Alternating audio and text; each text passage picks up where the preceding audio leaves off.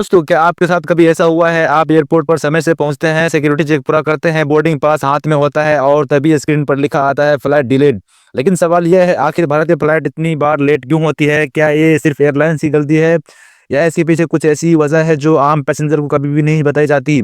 आज के इस वीडियो में हम आपको बताएंगे भारतीय फ्लाइट्स के डिले होने की असली वजह, बिल्कुल आसान भाषा में। पहला है खराब मौसम। सबसे बड़ी वजह, भारत में मौसम बहुत जल्दी बदलता है। कभी तेज बारिश, कभी घटना कोहरा, तो कभी तेज आंधी तूफान। दिल्ली एयरपोर्ट में सर्दियों के दौरान कोहरा इतना घना होता है कि विजिबिलिटी शून्य के बराबर हो जाती है। ऐसे में फ्लाइट उड़ना या लैंड करवाना जानलेवा रिस्क बन सकता है। मानसून में मुंबई, कोलकाता और चेन्नई जैसे शहरों में तेज बारिश और क्रॉस विंड की वजह से फ्लाइट का रोकना या डाइवर्ट करना पड़ता है।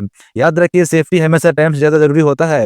दूसरा है एयर ट्रैफिक जाम। आसमान में भी ट्रैफिक होता है। भारत दुनिया का सबसे तेजी से बढ़ते एविएशन मार्केट में से एक है, लेकिन एयरपोर्ट्स पर रनवे की संख्या अभी भी सीमित है। दिल्ली और मुंबई जैसे बड़े एयरपोर्ट्स पर एक ही समय से सैकड़ों फ्लाइट टेकअप और लैंडिंग करना चाहता है। अब रनवे फुल हो जाता है तो फ्लाइट को ये होल्ड करना पड़ता है या टेकअप में देरी होती है। जैसे रोड पर ट्रैफिक जाम होता है, वैसे ही आसमान में भी ट्रैफिक जाम होता है। तीसरा है एटीसी, एयर ट्रैफिक कंट्रोल की सीमाएं। एयर ट्रैफिक कंट्रोलर का काम होता है हर फ्लाइट को सेफ दूरी पर रखना। भारत में कई एयरपोर्ट्स पर एटीसी पर बहुत ज्यादा प्रेशर होता है। कम स्टाफ, ज्यादा फ्लाइट।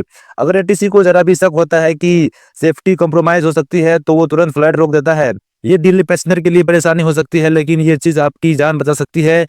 नंबर 4 पर है टेक्निकल चेक और मेंटेनेंस। हर फ्लाइट की उड़ने से पहले सैकड़ों टेक्निकल चेक्स किए जाते हैं।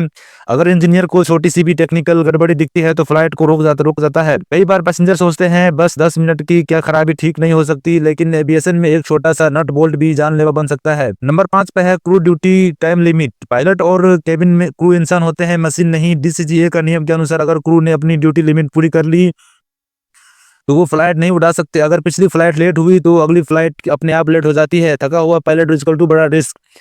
नंबर 6 पर है एयरपोर्ट ऑपरेशन और ground handling. Baggage loading, fuel भरना, कैटरिंग, क्लीनिंग, ये सब काम जमीन पर होते हैं। अगर इनमें से कोई एक भी स्टेप लेट हुआ तो पूरी फ्लाइट लेट हो जाती है।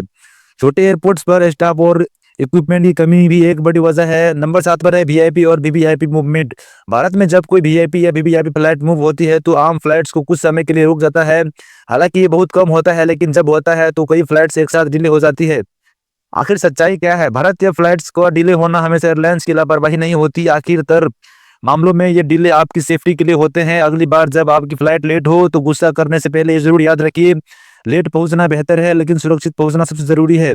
अगर आपको ये वीडियो जानकारी लगा तो लाइक करें, शेयर करें और ऐसे एविएशन फैक्ट्स के लिए चैनल को सब्सक्राइब जरूर करें। कमेंट में बताइए आपकी सबसे ज्यादा लेट हुई फ्लाइट कौन सी थी।